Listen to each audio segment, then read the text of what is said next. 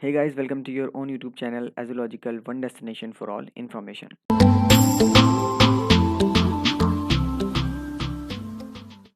So guys, we are back with our Political Science Class 12 series और आज हम इस वीडियो में अपना जो सीरीज़ है पॉलिटिकल साइंस क्लास 12 का वो रिज्यूम करने वाले हैं। और इसमें जो हमारा चैप्टर है वो सीबीएसई के लेटेस्ट सिलेबस के मुताबिक हमारा जो चैप्टर रहने वाला है वो है गाइस चैप्टर नंबर 8, जिसका नाम आप अपनी स्क्रीन पर देख रहे होंगे, जिसका नाम है environment and resources. Class 12 political science का ये आपका चैप्टर नंबर 8 है according to latest syllabus of CBSE.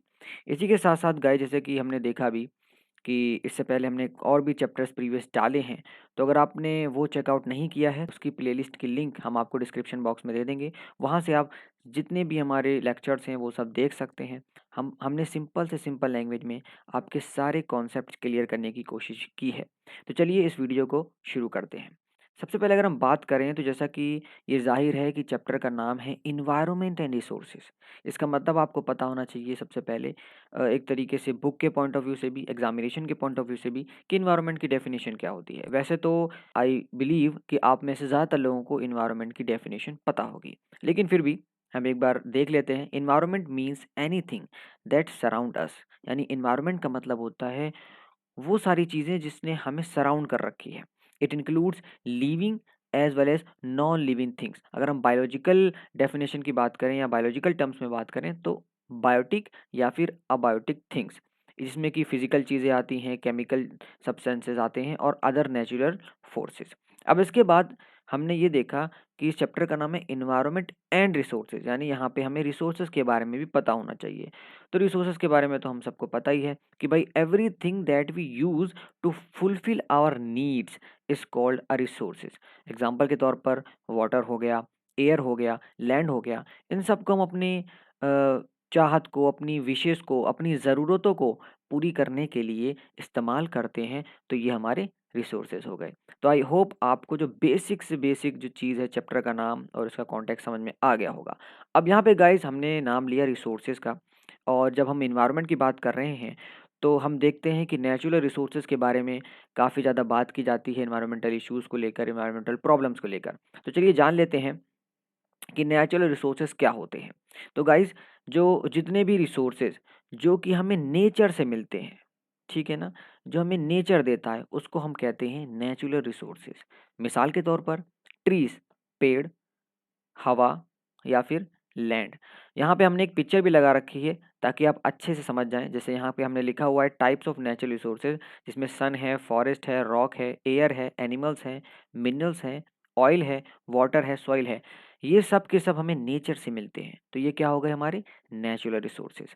अब आपके माइंड में सबसे बड़ा सवाल आ रहा होगा जो कि एग्जामिनेशन पॉइंट ऑफ व्यू से भी काफ़ी इंपॉर्टेंट है, एज वेल एज अगर आप देखें तो ये आपको लग रहा होगा कि यार जो ये इन्वायरमेंट है ये तो एक साइंटिफिक सब्जेक्ट लग रहा है ना।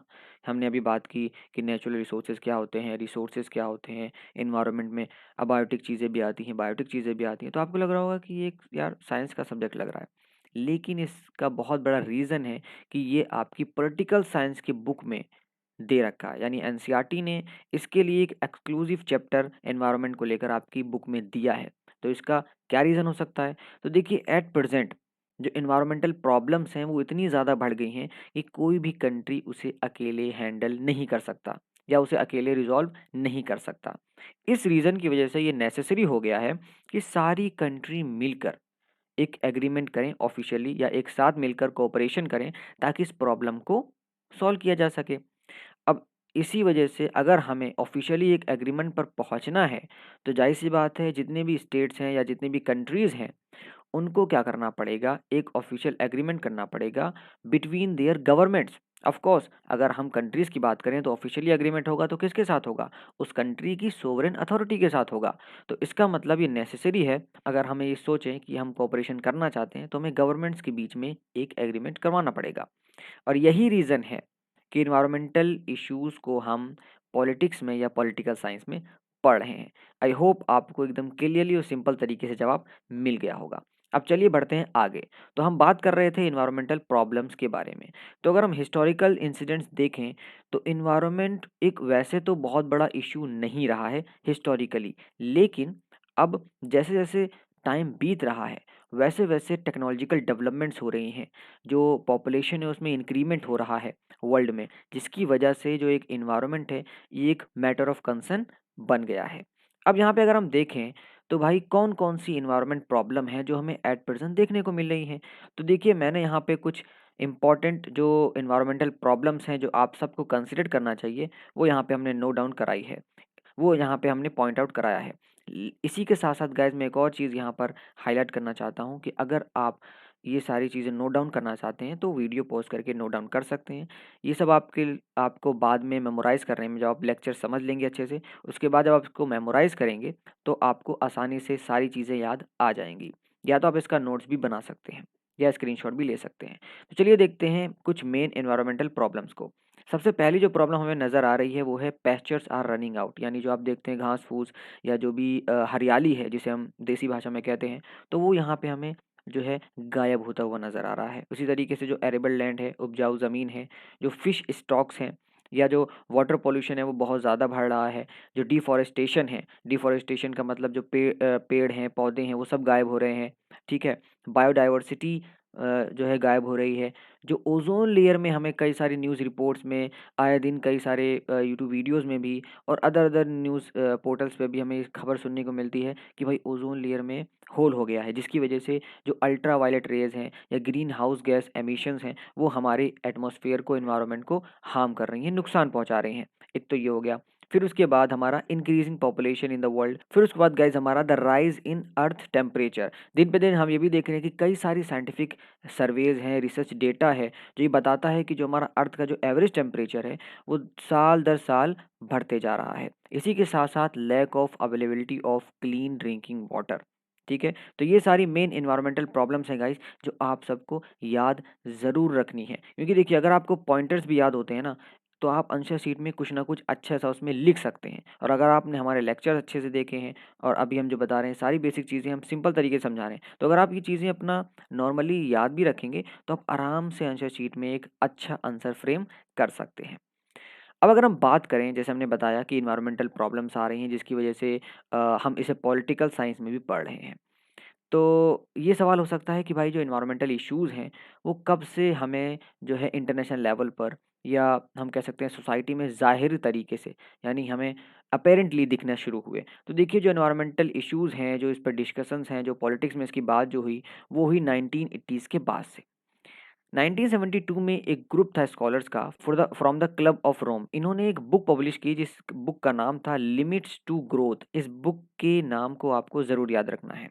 इसमें क्या हुआ कि इस बुक में जो स्कॉलर्स थे, ग्रुप ऑफ स्कॉलर्स, उन्होंने बताया जो नेचुरल रिसोर्सेज हैं वो डैमेज हो रहे हैं ड्यू टू इंक्रीजिंग पॉपुलेशन, यानी बढ़ती हुई आबादी की वजह से जो नेचुरल रिसोर्सेज हैं वो डैमेज हो रहे हैं।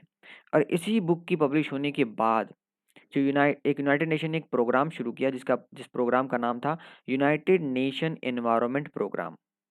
और इस प्रोग्राम ने क्या किया यूएन के कि इसने कई सारे एनवायरमेंटल प्रोटेक्शन कॉन्फ्रेंसेस वर्ल्ड में ऑर्गेनाइज कराई। देन गाइस उसके कुछ सालों बाद एक नया कॉन्सेप्ट सामने आया, द ग्लोबल कॉमन्स का। तो उससे पहले हमें जानना ज़रूरी है कि ये कॉमनवेल्थ क्या होता है। तो देखिए कॉमनवेल्थ वो रिसोर्सेज होते हैं, बहुत अच्छी चीज़ है ये और बहुत इंपॉर्टेंट चीज़ है अगर आपने ये समझ लिया, क्योंकि ये जो है चैप्टर का मिड पार्ट है, एक सेंट्रल पार्ट है। ठीक है गाइस? तो कॉमनवेल्थ वो रिसोर्सेज होते हैं जो कि कोई इंडिविजुअल ओन नहीं करता, यानी मैं या आप उसके मालिक नहीं बन सकते हैं, बल्कि ये पूरी एंटायर कम्युनिटी का होता है। एग्ज़ाम्पल के तौर पर प्लेग्राउंड हो गया, वेल हो गया जिसे कुआँ कहते हैं जहाँ से कोई भी पानी ले सकता है, रिवर एक्सेट्रा, ठीक है? तो ये सारे हो गए हमारे कॉमनवेल्थ, जिसे हम कॉमन्स भी कहते हैं शॉर्ट फॉर्म में। इसी तरीके से इसी एनालॉजी में जो ग्लोबल कॉमन्स है उसका कॉन्सेप्ट सामने उभर कर आया। तो देखिए जिस तरीके हमने बताया कॉमनवेल्थ कोई इंडिविजुअल ओन नहीं कर सकता, इसी तरीके से ग्लोबल कॉमन्स है वो ये है कि कई सारे एरियाज़ हैं, कई सारे रिसोर्सेज़ हैं वर्ल्ड में जो कि कोई एक कंट्री ओन नहीं कर सकती। बल्कि वो ग्लोबली कॉमन्स कहलाया जाएगा, यानी ग्लोबल कॉमन्स कहलाया जाएगा। मिसाल के तौर पर आउटर अंटार्कटिका है, स्पेस है और सी के कई सारे पार्ट्स हैं। इसको कोई भी कंट्री ये नहीं कह सकती या ये क्लेम नहीं कर सकता, कोई भी कंट्री क्लेम नहीं कर सकती कि ये जो है इस पे मेरी ओनरशिप है। क्या कोई ये कह सकता है कि स्पेस पे मेरी ओनरशिप है? क्या ये कोई कह सकता है जो आउटर अंटार्कटिका पार्ट है जिसका जो ग्लोबल कॉमन की कैटेगरी में आता है, वो कोई भी इंडिविजुअल ना ही कोई कंट्री क्लेम कर सकती है। इसीलिए इसका नाम रखा गया द ग्लोबल कॉमन्स, जिसको हमने यहाँ पे एक पिक्चर्स के थ्रू भी दर्शाया है। तो आप चाहें तो इसका स्क्रीनशॉट भी ले सकते हैं। अब अगर हम आगे बढ़ें तो इसी सिलसिले में, इसी कड़ी में एक नई आइडियोलॉजी उभर कर सामने आई। उस आइडियोलॉजी का नाम था कॉमन बट डिफरेंशिएटेड रिस्पॉन्सिबिलिटीज। देखिए, आपको ही पता है कि जो हमारी कंट्री है वो लगभग, अगर हम देखा जाए डेवलपमेंट की हैसियत से, डेवलपमेंट के नज़रिए से, तो 3 पार्ट्स में बटी हुई है। जिसमें जो पहला है, जो फर्स्ट पार्ट है, जो फर्स्ट कैटेगरी है, वो है डेवलप्ड कंट्रीज़ की। दूसरी जो कैटेगरी है वो है डेवलपिंग नेशंस यानी डेवलपिंग कंट्रीज़ की। और जो तीसरी कैटेगरी है वो है लेस डेवलप्ड कंट्रीज़ की। अब इस सिचुएशन में क्या है कि जो डेवलप कंट्रीज़ हैं उनके लिए एनवायरनमेंट एक बड़ा इशू है। ऑन द अदर हैंड, जो इकोनॉमिक डेवलपमेंट और पॉवर्टी एलिविएशन जैसे बड़े इश्यूज से जूझ रही हैं, उनके लिए एनवायरनमेंट इतना बड़ा इशू नहीं है। पार्टिकुलरली मैं बात कर रहा हूँ डेवलपिंग कंट्रीज़ और लेस डेवलपिंग और लेस डेवलप कंट्री यानी लेस डेवलप नेशन के बारे में। अब इस सिचुएशन में अगर हम ये कहें कि भाई हर एक कंट्री को इक्वल रिस्पॉन्सिबिलिटी है, सबको जो है इक्वली मेहनत करनी है, सबको अपना इक्वल रिसोर्स इसमें खर्च करना है, तो एक तरीके से अगर हम ये कहें तो ये राइट नहीं होगा, ये सही नहीं होगा। क्यों? एग्जाम्पल के तौर पर अगर हम कहें कि भाई डेवलप कंट्री है और डेवलपिंग कंट्री है, आप दोनों को इक्वल एफर्ट्स लगाना है इन्वायरमेंट को प्रोटेक्ट करने के लिए, क्योंकि जो डेवलप कंट्री है वहाँ पे डेवलपमेंटल लेवल ज़्यादा है, वहाँ पर टेक्नोलॉजिकल डेवलपमेंट ज़्यादा हुई है। अब जैसे कि हमने पिछले स्लाइड्स में भी बात की कि जहाँ पर डेवलपमेंट ज़्यादा हुई है वहीं पर हमें सबसे ज़्यादा इन्वायरमेंटल इश्यूज़ देखने को मिल रहे हैं। और ऑन दी अदर हैंड अगर हम देखें तो डेवलपिंग नेशंस में हमें कई सारे सर्वेज और रिपोर्ट्स के मुताबिक भी वहाँ पर इन्वायरमेंट इतना बड़ा इशू नहीं है, जबकि वहाँ पर जो बड़ा इशू है वो इकोनॉमिक डेवलपमेंट और पॉवर्टी को लेकर है। बिकॉज जैसे कि हमने यहाँ पे लिखा हुआ है कि developed countries have already developed, but developing countries have yet to develop themselves, and it will be difficult for them to protect the environment. Along with this, जो ज़्यादातर हम देखें तो जो ज़्यादातर डैमेज हुआ एनवायरनमेंट को वो डेवलप कंट्रीज़ की वजह से हुआ है। और इसी रीज़न की वजह से हम कह सकते हैं कि जो डेवलपिंग कंट्रीज़ हैं उनको ज़्यादा से ज़्यादा स्टेप्स लेना चाहिए एनवायरनमेंट को सेव करने के लिए। और इसी आइडियोलॉजी को हम गाइस कहते हैं finally common property but different responsibilities, या तो हम कह सकते हैं common but differentiated responsibilities. I hope आपको जो पूरी आइडियोलॉजी है वो समझ में आ गई होगी। अब इसके बाद गाइस क्या हुआ, एक बहुत बड़ा समिट किया गया इंटरनेशनल लेवल पर 1992 में, जिसको नाम दिया गया एनवायरनमेंट एंड डेवलपमेंट कॉन्फ्रेंस। ये ऑर्गेनाइज कराया गया था यूनाइटेड नेशन के द्वारा ब्राज़ील के एक बहुत फेमस शहर में जिसका नाम था रियो डी जेनेरियो, ठीक है, ब्राज़ील कंट्री में, जिसका फ़ोटो आप यहाँ पर देख सकते हैं। तो इसको अर्थ समिट भी कहा जाता है शॉर्ट में।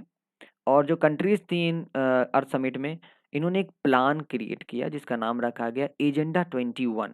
किसके लिए? सस्टेनेबल डेवलपमेंट के लिए। अब आप में से कुछ लोगों को सस्टेनेबल डेवलपमेंट पता होगा, अगर आपने क्लास 9 या 10 में पढ़ा होगा। हालाँकि वहाँ पे बहुत कम उसके बारे में कंटेंट है। एनीवेज़, अगर हम बात करें सस्टेनेबल डेवलपमेंट है क्या? तो सस्टेनेबल डेवलपमेंट का मतलब होता है डेवलपमेंट्स के वो तरीके जिससे हम डेवलपमेंट भी करें लेकिन एनवायरनमेंट को कोई नुकसान ना पहुंचे। अगर हम इंग्लिश में इसकी बात करें तो we mean the way of development in which development can be done without harming the environment. अब जब ये कॉन्फ्रेंस हो रही थी इस पूरे डिस्कशन में, तो एक चीज़ लोगों के नज़र में आई, वो ये था कि भाई देखो, जो वर्ल्ड है ना वो दो कैटेगरी में या दो पार्ट्स में बटा हुआ है, नॉर्दर्न हेमिस्फेयर और सदर्न हेमिस्फेयर। ठीक है, तो जो कंट्रीज हैं नॉर्दर्न हेमिस्फेयर में वो ज़्यादा कंसर्न है एनवायरनमेंट को लेकर। ऑन दी अदर हैंड जो कंट्रीज हैं सदर्न हेमिस्फेयर में वो अभी भी डेवलप कर रही हैं, और उनके लिए जो है ये एनवायरनमेंट का बड़ा इशू नहीं बल्कि पॉवर्टी है, खास करके डेवलपिंग और लेस डेवलप कंट्रीज़ के लिए। तो अब इस कॉन्फ्रेंस में जो एजेंडा 21 प्रिपेयर किया गया था, इसमें कई सारे डेवलपमेंट्स के मेथड्स थे, जिसमें ये कहा गया कि भाई इन तरीक़ों से हम जो है अपने डेवलपमेंटल वर्क्स भी कर सकते हैं, अपने प्लान्स भी एग्ज़ीक्यूट कर सकते हैं, और इसी के साथ-साथ हम जो एनवायरनमेंट को डैमेज होता है, उसको हम कम से कम कर सकते हैं, मिनिमाइज़ कर सकते हैं। लेकिन बाद में इसका छोटा-सा क्रिटिसिज़्म भी है, जो कि आपको याद रखना है एग्ज़ामिनेशन पॉइंट ऑफ व्यू से, वो ये कि इस कॉन्फ्रेंस में फाइनली जो पूरा जब ऑर्गेनाइज़ किया गया और पूरा सम अप किया गया, तो देखा गया कि ये जो एनवायरनमेंट के लिए ऑर्गेनाइज़ किया गया था, बल्कि बाद में जाकर ये डेवलपमेंट तक ही लिमिटेड रह गया। यानी जो कॉन्फ्रेंस थी इसमें कम बात एनवायरनमेंट पे हुई और ज़्यादा बात डेवलपमेंट के ऊपर हुई। तो ये भी एक इसका क्रिटिसिज्म है। बाकी ऊपर की इन्फॉर्मेशन भी आपको ज़रूर याद रखनी है और नोट डाउन भी कर सकते हैं। अब अगर हम आगे बढ़ें कि देखिए अभी हमने जो देखा principle common property but differentiated responsibilities का। तो जो प्रिंसिपल है common property but differentiated responsibility, इसको ऑफिशियली यहाँ पर रियो कन्वेंशन में भी, जो 1992 में रियो कन्वेंशन हुआ, पिछली स्लाइड में हमने आपको दिखाया, वहाँ पर इसको ऑफिशियली रिकॉग्नाइज भी किया गया और एक फ्रेमवर्क तैयार किया गया यूनाइटेड नेशन के द्वारा, जिस फ्रेमवर्क का नाम था United nation framework convention on climate change. और ये एक्सेप्ट किया गया सारी कंट्रीज़ के द्वारा कि हम जो है अपना पूरा कंट्रीब्यूशन देंगे अपनी एबिलिटी के अकॉर्डिंग, और जो भी हमारी रिस्पॉन्सिबिलिटीज़ हो उसको हम फुलफिल करेंगे ताकि इन्वायरमेंट की प्रोटेक्शन की जा सके। उसके बाद गाइस यहाँ पर एक और बड़ा इवेंट हुआ। उस इवेंट में जो है एक प्रोटोकॉल क्रिएट किया गया, जिस प्रोटोकॉल का नाम था कियोटो प्रोटोकॉल। तो गाइस जो कियोटो प्रोटोकॉल था ये इसलिए जो है क्रिएट किया गया ताकि जो ओजोन लेयर पे जो हमने देखा इंसिडेंट्स हुए थे, ओजोन लेयर में डैमेज आ गया था जिसकी वजह से ग्रीन हाउस गैस एमिशंस हो रहे थे, उसको मद्देनज़र रखते हुए इस प्रोटोकॉल को क्रिएट किया गया। ये एक इंटरनेशनल एग्रीमेंट था जिसमें ग्रीन हाउस गैस एमिशंस जो हो रही हैं ज़्यादातर कंट्रीज़ में, उसको रोकने के लिए। अब जो गैसेज़ हैं वो ज़ाहिर-सी बात है वो रिस्पॉन्सिबल हैं ग्लोबल वार्मिंग के लिए और उनको हम ग्रीन हाउस गैसेज़ कहते हैं। इसमें कि मीथेन आता है, कार्बन डाइऑक्साइड आता है, क्लोरोफ्लोरोकार्बन आता है। ये कुछ जो है some of the main greenhouse gases हैं। तो जो क्योटो प्रोटोकॉल था, वो इन्हीं सारी गैसेज़ की जो एमिशंस होती हैं, उनको रिड्यूस करने के लिए बनाया गया था। और अगर आपसे पूछा जाए कब किया गया इसको प्रपोज़, तो इसको प्रपोज़ किया गया था 1992 में, लेकिन बात यहाँ पे ध्यान रखने वाली ये है कि ये इम्प्लीमेंट हुआ था जाकर 2005 यानी 2005 में। एक और चीज़ आप ज़रूर नोट डाउन कीजिएगा कि ये जो ग्रीन हाउस गैसेज़ एमिशंस हैं, ये डेवलपिंग कंट्रीज़ में बहुत कम थी as compared to developed countries, वहाँ पर ज़्यादा थी। देयरफॉर जो डेवलपिंग कंट्रीज़ जैसे कि हमारी चाइना हो गई, इंडिया हो गई, जो सदर्न हेमिस्फीयर में पाकिस्तान हो गया, तो ये सब एक्सक्लूडेड थे प्रोटोकॉल से। यानी जो कियोटो प्रोटोकॉल है वो डेवलपिंग कंट्रीज़ पे लागू नहीं होता था, या हम कह सकते हैं कि उनके ऊपर एक ऑब्लिगेशन नहीं था। ये ऑब्लिगेशंस डेवलप्ड कंट्रीज़ या जो ये रिस्पॉन्सिबिलिटी थी इस प्रोटोकॉल को इम्प्लीमेंट करने की, वो डेवलप्ड कंट्रीज़ के ऊपर ज़्यादा थी। अब बात करते हैं गाइस, ये तो हो गए इंटरनेशनल लेवल पर हमने सारी चीज़ें कवर कर ली एनवायरमेंटल के पर्सपेक्टिव से, एनवायरमेंटल इश्यूज़ के पर्सपेक्टिव से। अब बात करते हैं गवर्नमेंट ऑफ इंडिया ने क्या-क्या स्टेप्स लिए भाई एनवायरनमेंट को प्रोटेक्ट करने के लिए। सबसे पहला जो आपको याद रखना है वो है change in national auto fuel policy.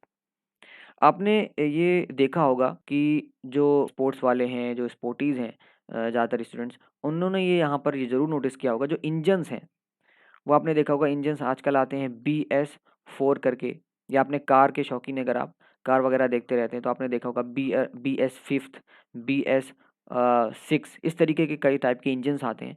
तो गाइस ये सब क्राइटेरिया हैं। इसी तरीके से कई सारे क्राइटेरिया बनाए गए गवर्नमेंट्स के द्वारा ताकि ये जो फ्यूल पॉलिसी है उसमें बदलाव लाया जा सके, और ये सब क्राइटेरिया इसी चीज़ को मद्देनज़र रखा गया कि जो कार्बन एमिशंस होते हैं, जो नाइट्रोजन्स कंपाउंड्स हैं, वो कम से कम जो है रिलीज़ हों एनवायरनमेंट में, जिससे एनवायरनमेंट को कम से कम नुकसान हो सके। यानी जो एनवायरनमेंट पे डैमेज होता है उसको हम कम से कम कर सकें। तो ये तो हो गया पहला स्टेप। दूसरा स्टेप जो लिया गया वो था एनकरेजमेंट का, कि क्लीन फ्यूल का जो है एनकरेजमेंट गवर्नमेंट के द्वारा किया गया। देन उसके बाद एम्फसाइज़ किया गया गवर्नमेंट के द्वारा on the use of CNG यानी कार्बन नाइट्रोजन गैस। जैसा आपने देखा होगा आजकल CNG जितने भी ऑटोज़ हैं वो सब CNG पे चलते हैं। यहाँ तक कि कई सारी कार्स हैं, कई सारी वैन्स हैं, वो सब CNG पे चलती हैं in the means of transportation. इसी के साथ-साथ use of renewable source of energy पे भी एम्फसाइज़ किया गया। जैसे कि आप देख सकते हैं सोलर एनर्जी हो गया, गवर्नमेंट के द्वारा काफ़ी प्रमोट किया जाता है। देन उसके बाद इलेक्ट्रिक जो कार्स हैं, बाइक्स हैं, जो आजकल हम देख रहे हैं मार्केट्स में भी आ चुकी हैं, काफ़ी ज़्यादा उनका एडवर्टाइज़मेंट भी हो रहा है। तो वो भी गवर्नमेंट के द्वारा एम्फसाइज़ किया जाता है। देन उसके बाद अगर हम बात करें लीगली, तो एनर्जी कंज़र्वेशन एक्ट 2001 में लाया गया, इसी को मद्देनज़र रखते हुए। फिर उसके बाद इलेक्ट्रिसिटी एक्ट 2003 में पास किया गया। तो ये 2 स्टैट्यूट्स भी पास किए गए लीगली, ये भी आपको याद रखना है। देन उसके बाद again use of clean coal, यानी जो कोल हैं जिसमें ज़्यादातर पॉल्यूटेंट्स होते हैं जो एटमॉस्फेयर को या एनवायरनमेंट को हार्म करते हैं, डैमेज करते हैं, उस पे भी यहाँ पर गवर्नमेंट ने रोक लगाई और यूज़ ऑफ क्लीन कोल के ऊपर एम्फसाइज़ किया गया। तो गाइज़ ये सारे जो स्टेप्स हैं वो आपको ज़रूर याद रखने हैं जो गवर्नमेंट ने लिए थे एनवायरनमेंट को प्रोटेक्ट करने के लिए। देन उसके बाद अगर हम बात करें तो कई सारे ऐसे मूवमेंट्स भी हमें देखने को मिले जो इन्वायरमेंटल इश्यूज को लेकर थे, जिनको हम कहते हैं इन्वायरमेंटल मूवमेंट। ठीक है, अगर हम इसकी इंग्लिश डेफिनेशन की बात करें तो the movement which raise the environmental issues and demands are called environmental movements. हमारी कंट्री में कई सारे मूवमेंट्स हुए जो कि इन्वायरमेंटल इश्यूज से रिलेटेड थे, जिसमें कि दो सबसे फेमस, जब भी हम बात करते हैं इन्वायरमेंटल मूवमेंट्स की, तो दो सबसे ज़्यादा फेमस मूवमेंट्स हमें सामने नज़र आते हैं। पहला है जिसमें चिपको मूवमेंट और दूसरा है नर्मदा बचाओ आंदोलन। जो चिपको मूवमेंट था गाइस, वो 1973 में इसको ऑर्गेनाइज किया गया था। ये इंसिडेंट 1973 में इस मूवमेंट को जो है हमें देखने को मिला, जहाँ पर ये खासकर बताया जाता है हिमालय जो रीजन था उत्तराखंड का, वहाँ पर हुआ था। जहाँ पर जो डिफॉरेस्टेशन था कमर्शियल पर्पस के लिए वो किया जा रहा था, यानी जो ट्रीज़ वगैरह हैं उसको काटे जा रहे थे। तो वहाँ के जो विलेजर्स थे उन्होंने क्या किया, वो ट्री से चिपक गए और उन्होंने कहा कि अगर आपको ट्रीज़ काटने हैं तो हमें भी आपको काटना पड़ेगा। तो इसी को लेकर यहाँ पे ये किस लिए किया गया था? एनवायरनमेंट को प्रोटेक्ट करने के लिए, डिफ़ॉरेस्टेशन को रोकने के लिए। तो ये पहला मूवमेंट आपको ये याद रखना है। फिर उसके बाद गाइज़ ये था नर्मदा बचाओ आंदोलन, जो कि पार्टिकुलरली जो डैम प्रोजेक्ट्स काफ़ी भारी मात्रा में, काफ़ी बड़े लेवल पर एस्टेब्लिश किए जा रहे थे, और इसी के साथ-साथ जो उस रिवर के आस-पास जितने भी सेटलमेंट्स थी, सेटलमेंट्स का मतलब जो लोग वहाँ पे रहते थे, उनको इवैक्यूएट किया जा रहा था गवर्नमेंट और अथॉरिटीज़ के द्वारा। तो उसके अगेंस्ट और एनवायरनमेंट को प्रोटेक्ट करने के लिए ये नर्मदा बचाओ आंदोलन करा था, और ये 1985 से ही धीरे-धीरे शुरू हुआ। लेकिन फिर उसके बाद दिसंबर 1990 में ये बहुत बड़े लेवल पर, नेशनल लेवल पर चला गया, और इसका भी यहाँ पर एनवायरमेंटल मूवमेंट्स में इसको भी लिस्ट किया जाता है। देन ये तो बात हो गई गाइस एनवायरमेंटल मूवमेंट की। अब हम बात करते हैं जियोपॉलिटिक्स रिसोर्सेज। तो अभी तक आपने सिर्फ जियोपॉलिटिक्स का नाम सुना होगा, अब हम इसके साथ जोड़ रहे हैं एक और टर्म, जियोपॉलिटिक्स रिसोर्सेज। तो देखिए, जो one of the biggest feature है हमारे वर्ल्ड का वो ये है कि कोई भी कंट्री, हम ये नहीं कह सकते कि किसी भी कंट्री के पास सारे रिसोर्सेज अवेलेबल हैं, कि भाई ये एक कंट्री है इसके पास सब कुछ है, ऐसे कोई भी ना किसी से लेना है कोई चीज़ और ना किसी को देना है, नहीं, ऐसा नहीं है। हर एक कंट्री एक दूसरे से कोई ना कोई चीज़ लेती है, और यही बिगेस्ट रीज़न है जो हम कह सकते हैं कि किसी के पास अवेलेबल रिसोर्सेज नहीं है, तो हर कंट्री चाहती है कि मेरे पास ज़्यादा से ज़्यादा रिसोर्सेज हो, और ये इसी रीज़न की वजह से कंट्रीज़ के बीच में कन्फ्लिक्ट हमें हिस्ट्री में देखने को मिला है। जैसे हम बात करें प्रैक्टिकली, तो जो यूरोपियन पावर्स हैं वर्ल्ड में, वो काफ़ी बढ़ रही हैं, और वो, उनका ये इरादा है कि वो स्मॉल कंट्रीज़ को कैप्चर करें अकॉर्डिंग टू सम रिपोर्ट्स, ताकि उनको रिसोर्सेज मिल सके। इस तरीके से कई सारी कंट्रीज़ हैं वर्ल्ड में जिनके पास मिनरल रिसोर्सेज काफ़ी ज़्यादा है। कई सारी कंट्रीज़ जिनके पास भारी मात्रा में नेचुरल रिसोर्सेज हैं। इन्हीं रीज़न्स की वजह से हमें कंट्रीज़ के बीच में कॉन्फ्लिक्ट देखने को मिलता है। एक और एग्जांपल है जो यहाँ पर मेंशन करना काफ़ी ज़रूरी है, वो है गल्फ़ कंट्रीज़ के बारे में। आपको आपको पता होगा कि गल्फ़ कंट्रीज़ जो हैं काफ़ी गुड एग्जांपल हैं इस कॉन्टेक्स्ट में, जहाँ पर जो ऑयल रिसोर्सेज़ हैं वो काफ़ी अच्छी मात्रा में हैं। और जो बड़ी-बड़ी पावर्स हैं, जो बिग पावर्स कंट्रीज़ हैं वर्ल्ड में, वो हमेशा ही कोशिश करती हैं कि हम इन ऑयल रिसोर्सेज़ को कैप्चर कर सकें, या तो उन्हें अपने कंट्रोल में ला सकें, और इसी का नाम है जियोपॉलिटिक्स रिसोर्सेज़। देन उसके बाद गाइज़ ये तो बात हो गया हमारा पास्ट में जितने इवेंट्स हुए, प्रेज़ेंट्स में जितने हमें जो चीज़ें देखने को मिल रही है। अब हम बात करते हैं फ्यूचर प्रॉस्पेक्ट। तो देखिए, एट प्रेज़ेंट अगर हम देखें तो वाटर एक बहुत इम्पोर्टेंट रिसोर्स है, और लाइफ़ पॉसिबल नहीं है विदाउट वाटर। तो at present there are many countries in the world जहाँ पर जो अवेलेबिलिटी ऑफ वाटर है वो कम होती जा रही है। और इस सिचुएशन में ये ऐसा बिलीव किया जाता है कि आने वाले समय में जो वाटर है उसकी बहुत किल्लत हो सकती है, और वो एक बहुत प्रीशियस और इम्पॉर्टेंट रिसोर्स बन सकता है फ्यूचर में।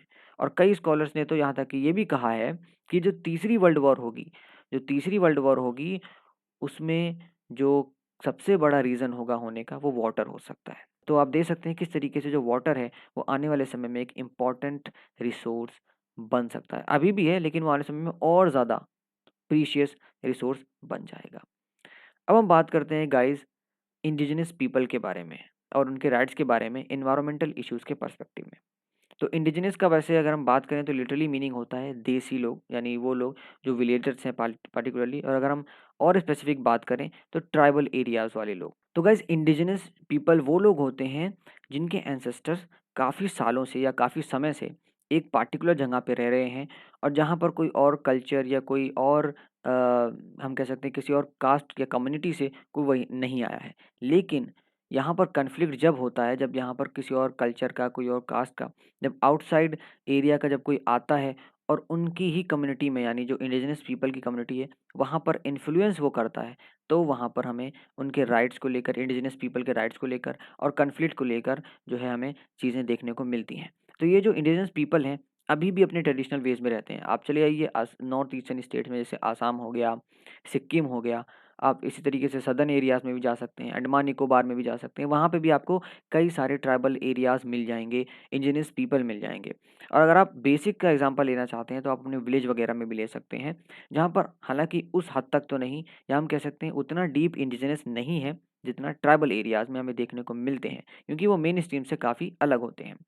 तो हम बात कर रहे थे इंडिजिनस पीपल के बारे में, तो एनवायरमेंटल इश्यूज़ की पर्सपेक्टिव से अगर हम देखें तो क्या-क्या प्रॉब्लम्स हैं जो उन्हें झेलनी पड़ती हैं। सबसे बड़ी जो प्रॉब्लम है वो है स्ट्रगल फॉर इक्वालिटी, ठीक है? तो वो इक्वालिटी के लिए हमेशा लड़ते हैं ताकि उन्हें भी इक्वल राइट्स मिल सकें, इक्वल ड्यूटीज़ वो भी परफ़ॉर्म कर सकें और उन्हें भी इक्वल स्टेटस या डिग्निटी हम कह सकते हैं, जिसको हम कहते हैं स्ट्रगल फॉर आइडेंटिटी, वो डिग्निटी के लिए भी अपना स्ट्रगल करते हैं। देन उसके बाद उनका स्ट्रगल है डेवलपमेंट के लिए। अब चूँकि वो मेन स्ट्रीम से अलग हैं, उनका एक सेपरेट ट्रेडिशन है, सेपरेट कल्चर है, जिसकी वजह से मेन स्ट को गवर्नमेंट की भी कोशिश ये है कि उनको मेन स्ट्रीम में लाया जाए और डेवलपमेंट को उनकी कम्युनिटी में भी प्रमोट किया जाए। देन उसके बाद उनका जो सबसे बड़ा प्रॉब्लम है अगला, वो है लैक ऑफ इंफ्रास्ट्रक्चर, यानी इंफ्रास्ट्रक्चर की कमी है। देन उसके बाद राइट टू रेसिडेंसी, जैसे कि हमने आपको बताया पिछले एग्जांपल्स में, one of the best example है कि डैम, जैसे मान लीजिए कहीं प्रोजेक्ट्स एस्टेब्लिश हो रहे हैं जहाँ पर ट्राइबल एरियाज़ रहते हैं। अब गवर्नमेंट अथॉरिटीज़ क्या करती हैं, कमर्शियल पर्पसेस के लिए उन्हें वहाँ पर एस्टेब्लिश करना होता है डैम प्रोजेक्ट्स, तो वहाँ पर वो उन्हें इवैक्यूएट करवाते हैं, यानी वहाँ से जो रेसिडेंट्स हैं वहाँ के, उन लोगों को मजबूरन वो एरिया छोड़ के जाना पड़ता है। तो ये हो गया राइट टू रेसिडेंसी को लेकर उनका स्ट्रगल। देन उसके बाद वरीड अबाउट डिफॉरेस्टेशन, कि जो उनके जंगल हैं जहाँ से उनका लाइवलीहुड पूरा रहता है, वहीं से खाते हैं वो लोग अपना ढूँढ, वहीं से फॉरेस्ट में रहते हैं, वहीं पे खाते हैं। तो जो डिफॉरेस्टेशन होता है उससे क्या हम कह सकते हैं कि उनका जो कल्चर है, उनका लाइवलीहुड है, वो ख़त्म हो जाता है। जो कि हमने इसी चीज़ को इस पिक्चर में भी दर्शाने की कोशिश की है। तो गाइज़, आई होप आपको सारी चीज़ें अच्छे से समझ में आ गई होंगी। हमने शुरू से लेके अंत तक एक-एक टॉपिक को सिंपल से सिंपल लैंग्वेज में समझाने की कोशिश की है। अगर अभी भी आपके मन में कोई सवाल होगा, कोई डाउट होगा, तो आप हमसे बेझिझक कमेंट सेक्शन में पूछ सकते हैं। अगर अब एक बार हम समराइज़ करें या इस चैप्टर को कंक्लूड करें, तो हम कह सकते हैं कि जो एनवायरनमेंट है, रिसोर्स है, उसमें सबसे पहले हमने देखा कि हम उसकी डेफिनेशन क्या होती है। फिर हमने रिसोर्सेज़ में नेचुरल रिसोर्सेज़ के बारे में पढ़ा।